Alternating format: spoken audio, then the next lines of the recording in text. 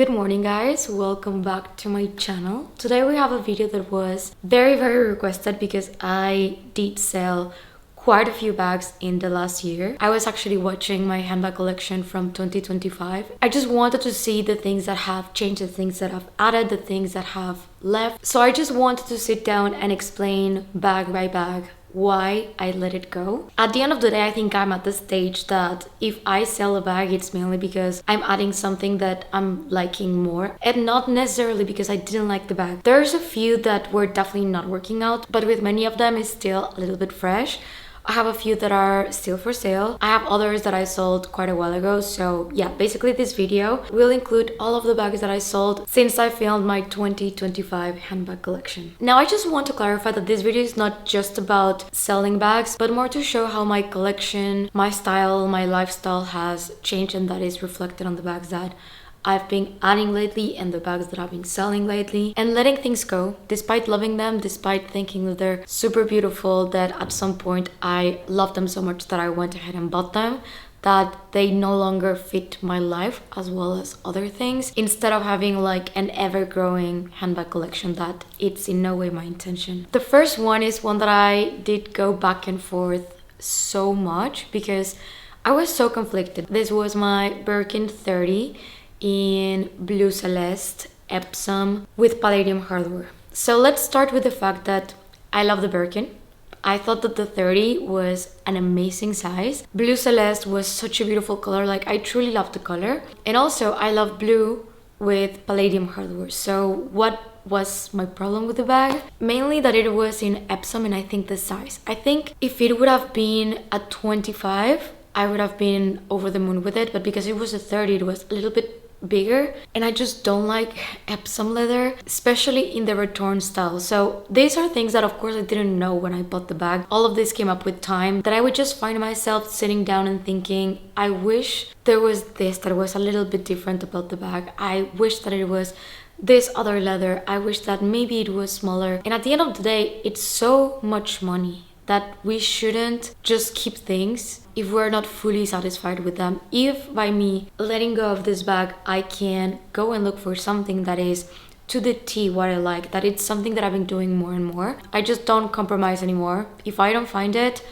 I don't find it, and I wait and I wait and I wait. Because at the end of the day, if you buy something that it's almost what you like, you will still kind of itch for what you wanted originally. So yeah, it's never smart to compromise, especially with such silly things as a luxury handbag. And I definitely learned to be a little bit more patient and just wait exactly for what I want. So this one, I did take a lot of time. I talked about selling it for a couple of videos overall for the past year, and at the end of the day, what I did was put it in storage, and if I would not reach for it in 3 months, I would sell it, and that's literally what ended up happening. So I sold the bag. But yeah, there was nothing wrong with it. It was just that it was not exactly my dream blue bag, kind of.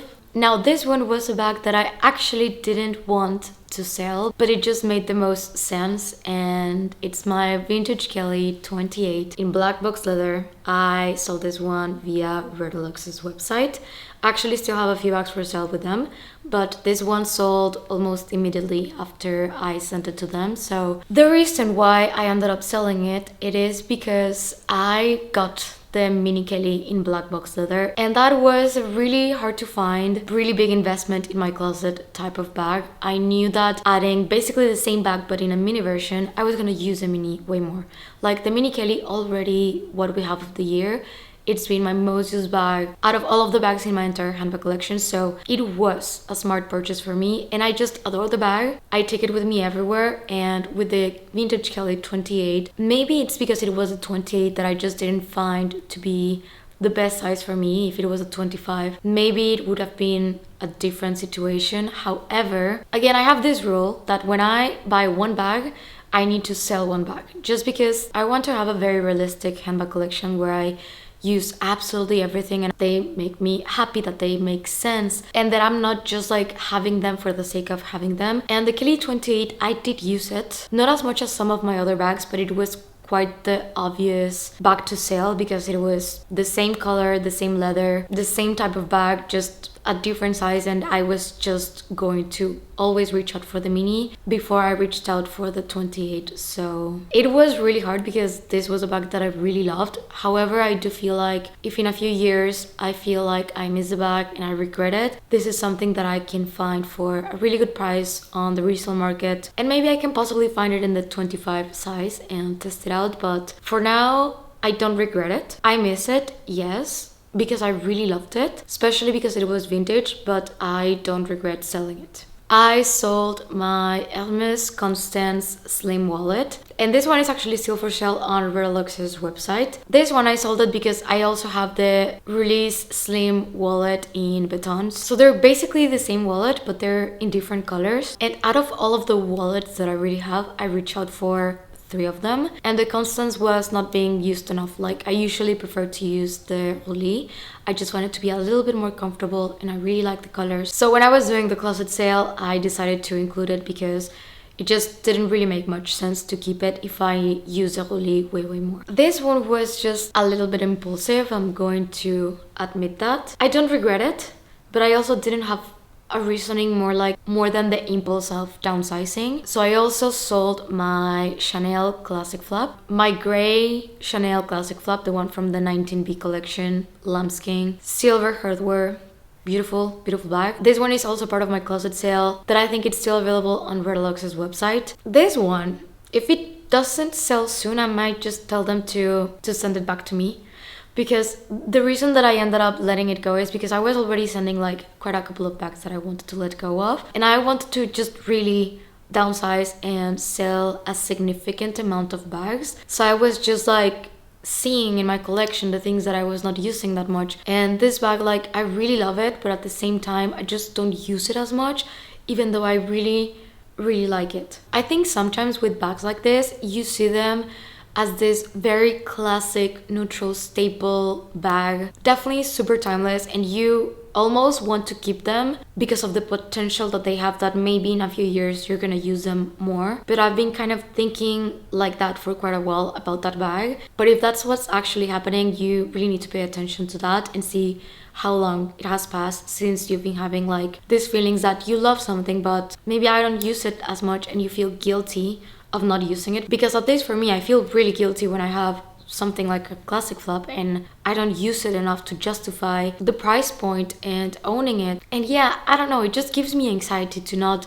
give proper love and use to things that I own. So yeah, I'm gonna give it a few more weeks and see if it sells. If it sells, it's a sign, and if not, we're gonna take it back and give it another go, because I still really like the bag and I really love it. There's absolutely nothing wrong with it, just that I wanted to downsize. Number 5, this one actually, it's the one that makes the most sense to me out of them all, and it's my Chanel Maxi 19, and this one is the last one that I have still available for sale. And this one, I said it from the get-go that if I were to buy the Chanel 25, I was gonna have to let go of the Maxi 19 bag, because I was basically using them for the same thing. Now, when I initially bought the 25, I decided to test them out and use them both quite a lot. I ended up just loving the 25 more for many reasons. First one being that it's just a little bit more practical. It's an open bag, fits a lot. I love the pockets. I love so many things about it, and there was absolutely nothing wrong with the Chanel 19. I still have my small one and I really love it. However, I was just only using the 25 and I was not using the 19. And also, when it came to traveling, there's other bags that I rather use than the 19 bag,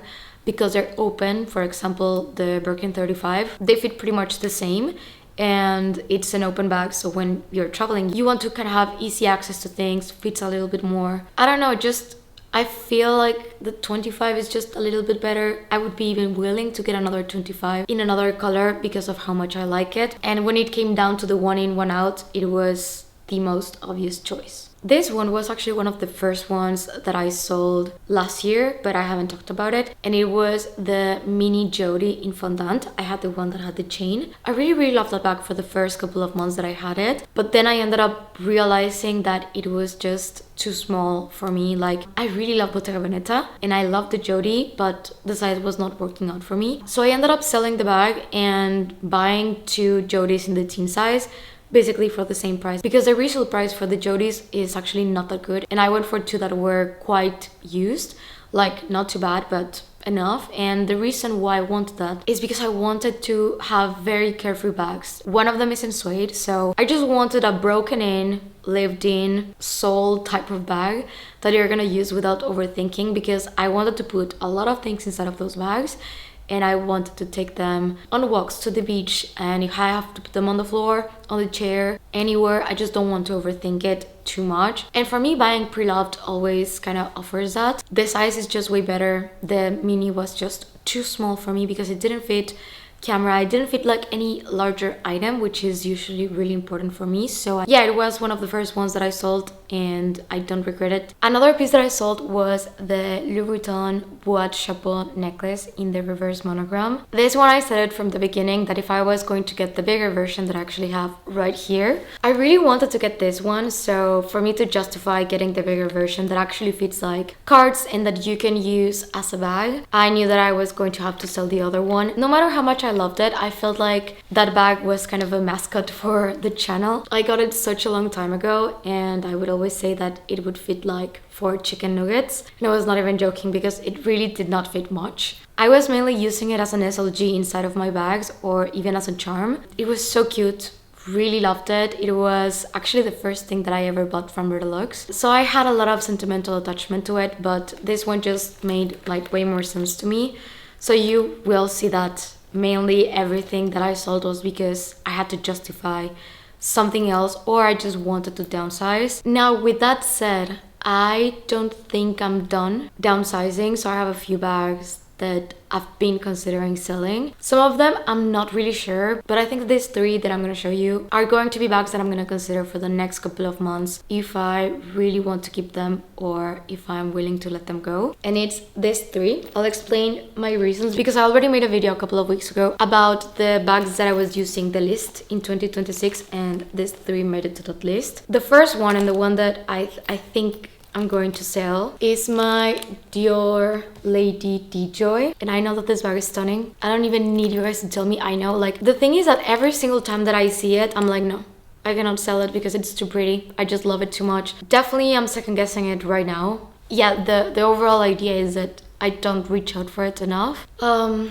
it doesn't really fit my phone. I have to remove the case for that, but I don't want to remove the case to be able to put the phone here because I dropped my phone so much that I know that I'm gonna end up breaking it. So I don't know, like, I've been debating it for such a long time. I really love it. It is just like jewelry. It is such a pretty bag, and it's so special, and I really love it. So I'm not really in a rush to sell it. Like, if someone reaches out or it just happens very organically, then maybe I'm considering doing it, but for now I'm not directly sending it to be sold. But yeah, this is one. Second one, I just don't reach out for it as much as I reach out for the suede one. And I think it's really unhinged from my part to, out of the 2, use the lilac suede one over the green leather one. I don't know what's going on with me, but I use it more. So I don't know, this one is a bag that I love. I've only had it for a year, but every single time that I'm down to picking which one I'm gonna take out, I always go for the suede one because it sticks to my shoulder. It is more delicate, yes, but I really like suede bags. I know that I have too many suede bags, but I cannot be stopped. I love them way more. They're just so comfortable. They just mold into your body. And this one, as much as I love it, I'm gonna have to say that maybe I should let this one go. I'm gonna give it like 2 more months to think about it, because we have summer coming, and maybe during the summer my love for it will reignite. And last but not least, I already made the case about this. It's just that out of all of my black handbags, this is the one that I reach out for the least. Like, when I have to pick a black bag, I just use more the others, and this one keeps staying behind.